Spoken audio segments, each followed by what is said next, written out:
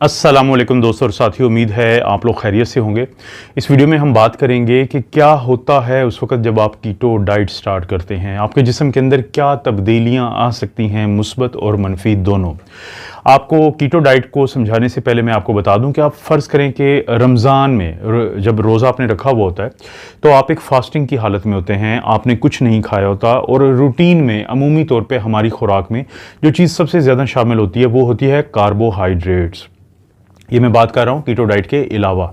लेकिन जो कार्बोहाइड्रेट है वो हम इसलिए खाते हैं कि उस कार्बोहाइड्रेट के नतीजे में हमें मिलती है शुगर, ग्लूकोज, जिसको हमारा जिस्म इस्तेमाल करता है और उसमें से एनर्जी या तवानाई पैदा करता है और उसके ज़रिए हम अपने रोज़मर्रा के काम करते हैं। लेकिन जब आप कीटो डाइट करते हैं या जैसे रमज़ान में मैंने जिक्र किया कि आप रोज़ा से हैं, तो आप दिन के इख्तिताम की तरफ जाते हुए आपको बहुत कमज़ोरी महसूस होती है क्योंकि ग्लूकोज का लेवल ड्रॉप हो जाता है।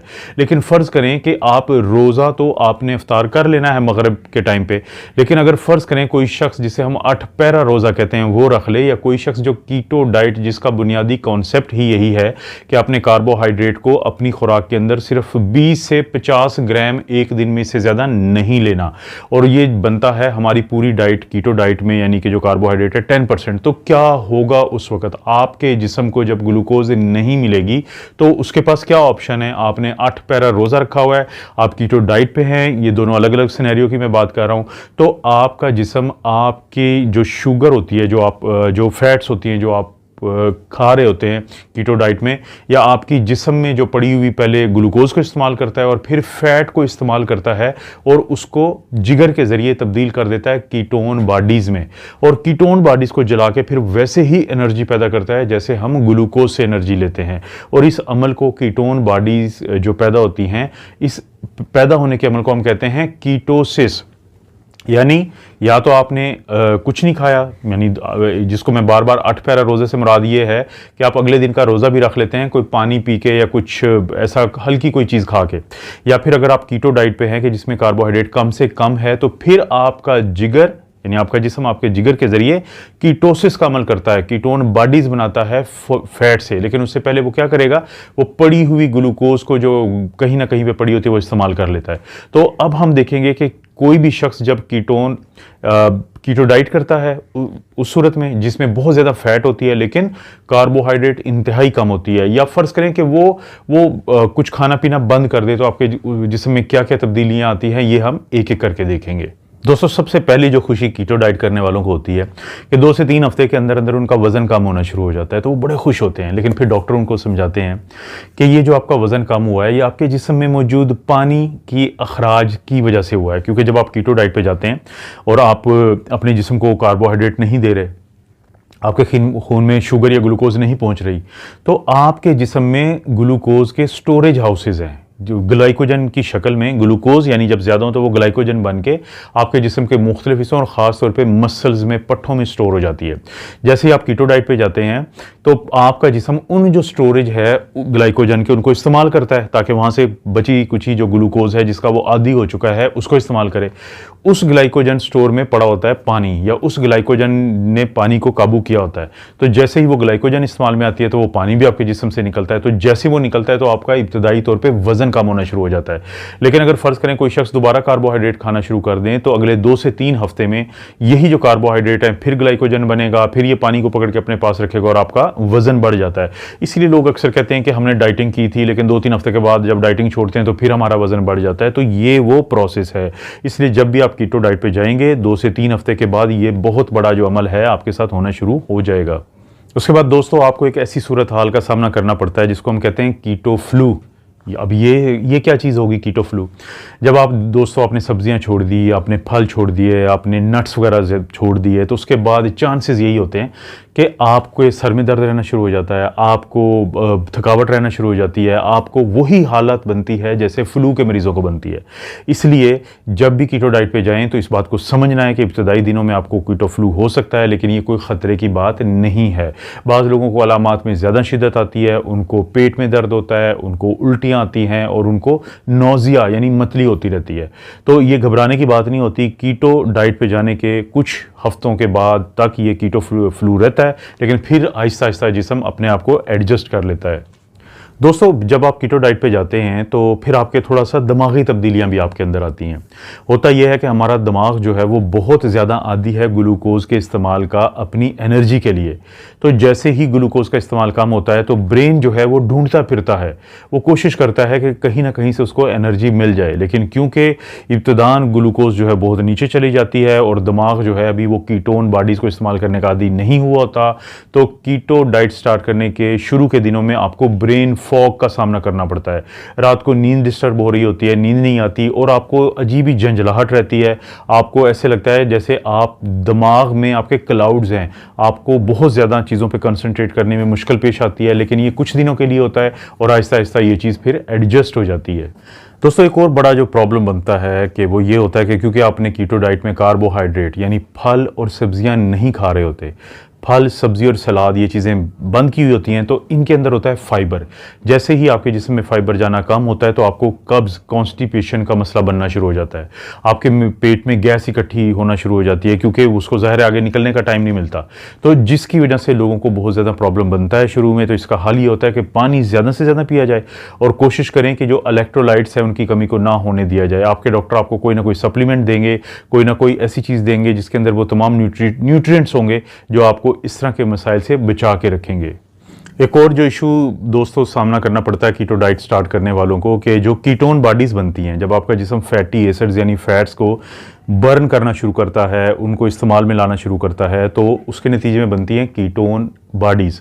उनमें से कीटोन बॉडीज़ जो है, ये कीटो एसिड्स है, उसको हम कहते हैं एसीटोन। वो हमारा जिस्म सांस के रास्ते बाहर निकालता है, तो उसकी फलों जैसी स्मेल होती है। जैसे कि कोई सेब है, 2-3 दिन से पड़ा हुआ है, तो उसके अंदर एक अजीब सी स्मेल आ जाती है, तो उस स्मेल को कहते हैं एसीटोन ब्रेथ, जो कि इन मरीज़ों को इसलिए होता है कि क्योंकि एसीटोन बाहर निकलता है।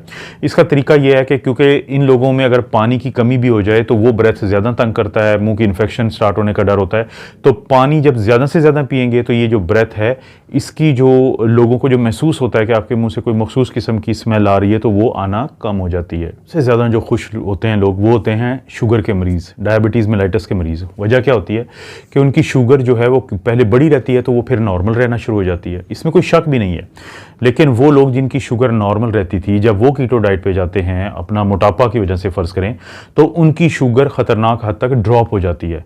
जब वो इतनी ड्रॉप होती है तो फिर उनको मसला बन सकता है। जैसे मिसाल के तौर पे जब आप रोज़ा रखते हैं रमज़ान में के महीने में, तो असर और मगरिब के दरमियान आप सो जाते हैं। क्यों आपको नींद आ जाती है? क्योंकि आपके ब्रेन को कोई ग्लूकोज मिल नहीं रही होती, तो वैसे ही थोड़ा सा सोने की तरफ सूरत हाल चली जाती है। लेकिन जब आप कीटो डाइट करें और आपकी शुगर ड्रॉप हो रही हो, तो उस सूरत में बहुत ज़रूरी है कि आप 15 ग्राम के करीब जो है आप कार्बोहाइड्रेट्स लें। अगर फिर भी मसला हल ना हो तो 15 ग्राम और ले लें। और कोशिश करें कि अगर आप कोई इस तरह का मसले का सामना करना पड़ता है और आप कीटो डाइट कर रहे हैं मजबूरन, तो आप अपनी जो शुगर है उसको अक्सर चेक करते रहें। एक चीज़ जिसका दोस्तों ख्याल रखना बहुत ज़रूरी है वो ये है कि वो लोग जो कीटो डाइट पे होते हैं तो उनको अक्सर कहा जाता है कि आप जो मर्ज़ी खाएं फ़ैट की शक्ल में, जैसे मक्खन है, घी है, पेड़े है, ये सब कुछ, पराठे, पता नहीं क्या क्या कह रहे होते हैं वो लोग। लेकिन बदकिस्मती से इन चीज़ों में सैचुरेटेड फैट बहुत ज़्यादा बन जाती है, जो आपके दिल के लिए ठीक नहीं है। इसमें कोई शक नहीं है कि कीटो डाइट पे जाने के बाद आपका ट्राइग्लिसराइड बेहतर हो जाता है, आपका HDL जो अच्छा कोलेस्ट्रोल है वो बढ़ जाता है, जो ट्राइग्लिसराइड है कम हो जाएगा। बेहतर होने से यहाँ पे ये मुराद है। लेकिन बदकिस्मती से उसी वक्त जो LDL, जिसको हम बुरा कोलेस्ट्रॉल कहते हैं, जो आपको दिल के जो अटैक्स होते हैं उनकी वजह बनता है, वो उसमें उसका बहुत बड़ा किरदार सामने आता है, स्टडीज़ के ज़रिए हमने देखा है, तो वो बढ़ जाता है। यही वजह है कि जो पाकिस्तान में अक्सर मैं जिक्र करता हूँ कि एक कीटो डाइट माफिया है जो पैसे कमाता है कीटो डाइट से, वो आपको अक्सर एक बात कहता है कि LDL बुरा कोलेस्ट्रॉल नहीं है, LDL अच्छा कोलेस्ट्रॉल है। तो मैं दोस्तों को बार बार एक बात समझाता हूँ कि LDL जो बढ़ा हुआ होता है किसी में और उसमें बाकी फैक्टर भी हो, तो खुदा न खास्ता दिल के अटैक के चांसेस ज़्यादा हो जाते हैं। लेकिन अगर किसी में बाकी रिस्क फैक्टर हैं और LDL कोलेस्ट्रॉल बहुत ज़्यादा बढ़ा हुआ नहीं है, तो उस सूरत में फिर अटैक के चांसेस कम होते हैं, क्योंकि वो बड़ी लंबी बात है, किसी और मैं वीडियो में समझाऊंगा आप लोगों को। लेकिन ये ज़हन में रखें कि कीटो डाइट पे जाने के बाद आपने LDL कोलेस्ट्रॉल पे नज़र रखनी है। बिल्कुल नहीं मानना उन लोगों की बात कि LDL बुरा कोलेस्ट्रॉल बढ़ा हुआ हो तो कोई नुकसान नहीं होता, लोगों को बहुत नुकसान होता है। तो कीटो डाइट के फ़ायदे बहुत ज़्यादा हैं, लेकिन इन चीज़ों को भी समझना उसी वक्त में बहुत ज़रूरी है। दोस्तों, हमें जो एंग्जाइटी और डिप्रेशन होता है उसमें अक्सर ये देखा गया है कि हमारा दिमाग के अंदर सेरोटोनिन एक केमिकल है वो उसका लेवल कम हो जाता है। इसलिए आप देखेंगे कि अक्सर जो डिप्रेशन और एंग्जाइटी के मरीज़ हैं उनको हम एक दवाई देते हैं जिसको कहते हैं SSRI, selective serotonin reuptake inhibitors, जो कि हमारे दिमाग में सेरोटोनिन के लेवल को बढ़ाते हैं। तो जब देखा करें कि डिप्रेशन का मरीज़ जब ये दवाइयाँ खाता है तो बहुत अच्छा फील करता है क्योंकि सेरोटोनिन का लेवल बढ़ जाता है। इसी तरह से जो वो लोग जो कीटो डाइट करते हैं तो वक्त के साथ साथ उनके दिमाग के अंदर सेरोटोनिन का लेवल कम होता है। जैसे ही वो कम होता है तो उनमें डिप्रेशन एंग्जाइटी ज़्यादा होती है। लेकिन शुरू में क्या होता है कि जैसे ही आप कीटो डाइट स्टार्ट करते हैं तो ग्लूकोज कम हो जाता है और आपका दिमाग उस वक्त सिर्फ ग्लूकोज खाता है। दो जिस्म में एक ऐसे सेल्स हैं, एक ब्रेन के जो होते हैं न्यूरॉन सेल्स और एक रेड ब्लड सेल जो खून के सुर्ख खुलिए हैं कि उनकी खुराक ही ग्लूकोज है। जैसे ही वो ग्लूकोज कम होती है, आपके दिमाग को वो नहीं मिलती, तो आप लड़ने को पड़ते हैं हर एक को, आप काफ़ी बेचैन रहते हैं, आप रेस्टलेस रहते हैं। तो आवाज़दारी आपकी तबीयत में आई हुई होती है, लेकिन अगर इब्तदान आप इस चीज़ को बर्दाश्त कर जाएं तो फिर ये आहिस्ता आहिस्ता ख़त्म हो जाती है। अब वो लोग जो जिगर के मरीज़ हों और वो कीटो डाइट पे जाएं तो उनके लिए एक पॉइंट है बड़ा इंपॉर्टेंट।